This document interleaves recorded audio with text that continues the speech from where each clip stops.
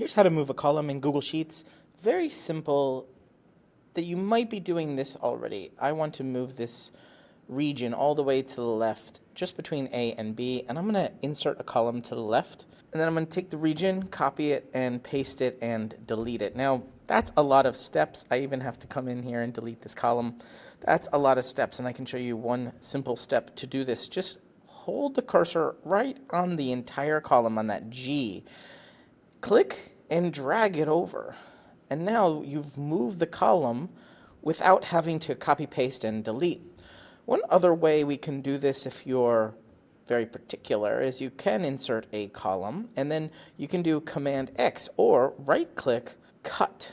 Now you must have the entire column selected, and we can select Command X or cut, and then go to the B column and right click or Command V, paste, paste, and you notice here we have a hole.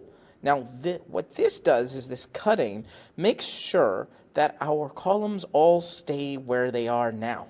So we don't delete this. Maybe we want to fill this in with a different type of data.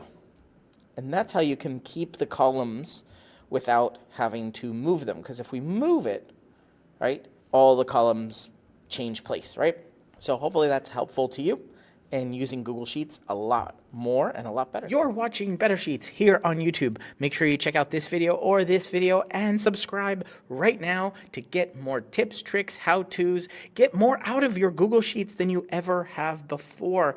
I'm excited to be making a ton more videos here. Ask me questions down in the comments and I will answer them in future videos. But for right now, right here, one of these videos is going to be your next Google Sheet.